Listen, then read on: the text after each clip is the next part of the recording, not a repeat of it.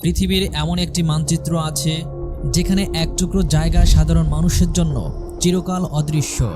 এমন একটি জায়গা যেখানে ভুল করে সীমানা অতিক্রম করলে আপনাকে কোনো সতর্কতা না দিয়েই সরাসরি গুলি করার অধিকার দেওয়া আছে নিরাপত্তাকারীদের। চারিদিকে ধুধু মরুভূমি, মাথার উপর চক্কর দিচ্ছে ব্ল্যাক হক হেলিকপ্টার, আর মাটির নিচে লুকানো আছে এমন সব সেন্সর যা আপনার হৃৎপিণ্ডের কম্পন পর্যন্ত টের পেতে পারে। আপনি যদি ভাবেন এটি কোনো সায়েন্স ফিকশন সিনেমার দৃশ্য, তবে আপনি ভুল। এটি বাস্তব।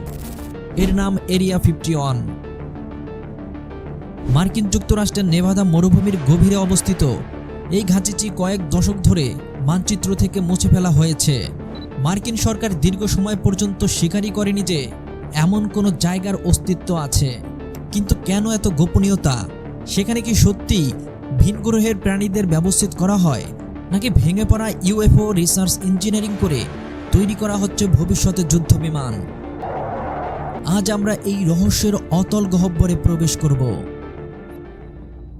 এরিয়া 51 এর অবস্থান লাস ভেগাস থেকে প্রায় 120 মাইল উত্তর পশ্চিমে, যার কেন্দ্রে রয়েছে গ্রোম লেক নামক একটি শুকনো লবণের হ্রদ। ভৌগোলিকভাবে এটি Nevada test and engineering range এর একটি অংশ। আপনি কি জানেন এখানে কাজ করা হাজার হাজার কর্মচারী প্রতিদিন কিভাবে যাতায়াত করেন? তারা সাধারণ বাসে বা গাড়িতে আসেন না। লাস ভেগাসের ম্যাকারন বিমানবন্দর থেকে একটি বিশেষ টার্মিনাল ব্যবহার করে জেনেট এয়ারলাইন্স নামক সাদা রঙের কিছু বিমানে করে তাদের নিয়ে আসা হয়। এই বিমানের কোনো লোগো নেই, কোনো নম্বরও নেই। এটি বিশ্বের অন্যতম রহস্যময় এয়ারলাইন্স। 1950-এর দশক, স্নায়ুযুদ্ধ বা কোল্ড ওয়ার তখন তুঙ্গে। সোভিয়েত ইউনিয়ন পারমাণবিক শক্তি বাড়িয়ে চলেছে। যুক্তরাষ্ট্র এমন একটি গোয়েন্দা বিমান চাইছিল যা সোভিয়েত রাডারের ধরাছোঁয়ার বাইরে থেকে ছবি তুলতে পারবে। U2 project. 1955 সালে সিআইএ একটি লকহিড মার্টিনের ইঞ্জিনিয়াররা একটি নির্জন জায়গা খুঁজছিলেন। তারা পেলেন গ্রুম লেক। এখানেই তৈরি হলো U2 স্পাই প্লেন। কেন এটি রহস্যময় তৈরি করলো? তখনকার দিনে সাধারণ বিমান 10 থেকে 20,000 ফুট উপর দিয়ে উড়ত, কিন্তু U2 উড়ত 70,000 ফুট উপর দিয়ে। যখন সূর্যাস্তের পর নিচের আকাশে অন্ধকার নেমে আসতো, তখন উঁচুতে থাকা U2 এর রূপালী পাখায় সূর্যের আলো প্রতিফলিত হতো। সাধারণ মানুষ নিচ থেকে দেখত আগুনের গোলক, যা অসম্ভব দ্রুত গতিতে চলছে। এখান থেকেই শুরু হলো আধুনিক ইউএফও মিথের। সালটা 1947। নিউ মেক্সিকোর রোজওয়েলে একটি অদ্ভুত বস্তু ভেঙে পড়ে। স্থানীয়রা এবং প্রাথমিক সেনা রিপোর্টে বলা হয়েছে এটি একটি ফ্লাইং ডিস্ক। পরদিন সরকার বলে এটি একটি ওয়েদার বেলুন। পরবর্তীতে ডিক্লাসিফাইড নথিতে জানা যায় এটি আসলে সাধারণ আবহাওয়া বেলুন ছিল না। সেটি ছিল প্রজেক্ট মোগলের অংশ, একটি অত্যন্ত গোপন ডিভাইস যা সোভিয়েত ইউনিয়নের পারমাণবিক পরীক্ষার শব্দ তরঙ্গ শনাক্ত করার জন্য তৈরি করা হয়েছিল। কিন্তু ষড়যন্ত্র তদন্তকারীরা আজও বিশ্বাস করেন সে বিধ্বস্ত মহাকাশযানের ধ্বংসাবশেষ এবং এলিয়েনদের মৃতদেহ গোপনে এরিয়া 51 এর মাটির নিচের ল্যাবে স্থানান্তর করা হয়েছিল। 1989 সালে একটি টিভি সাক্ষাৎকারে ডেনিস নামক এক ব্যক্তি দাবি করেন তিনি এরিয়া 51 এর সন্নিকটে S4 নামক এক গোপন স্থাপনায় কাজ করেছেন। পরে জানা যায় তার আসল নাম বব লাজার। বব লাজারের দাবিগুলো ছিল পিলে চমকানো। তিনি দাবি করেছিলেন তিনি 9টি ভিনগ্রহের যান সেখানে উঠতে দেখেছেন। এই যানগুলো এন্টি গ্র্যাভিটি ইঞ্জিনে চলে, যা এলিমেন্ট 115 নামক এক রহস্যময় জ্বালানি ব্যবহার করে। মজার ব্যাপার হলো বব যখন এই কথা বলেন তখন পর্যায় সারণীতে এলিমেন্ট 115 এর অস্তিত্ব ছিল না। এটি আবিষ্কৃত হয় 2003 সালে।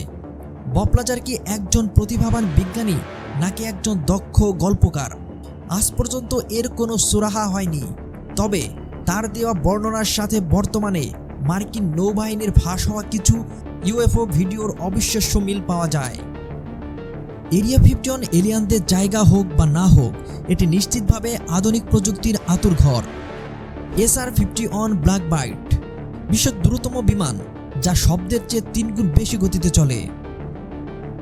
F-117 নাইকহক বিশ্বের প্রথম স্টেলথ বা রাডার অদৃশ্য বিমান। এই বিমানগুলোর ডিজাইন এতটাই অদ্ভুত যে মানুষ একে ভিনগ্রহের যান ভেবে ভুল করত।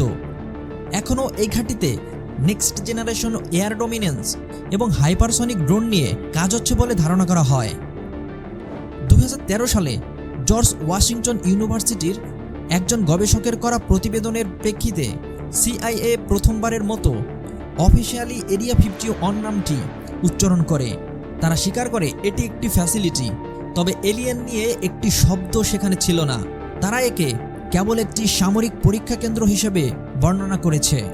অনেক বিশেষজ্ঞের মতে এরিয়া 51-এর আসল কর্মকাণ্ড মাটির উপরে নয়, বরং মাটির নিচে।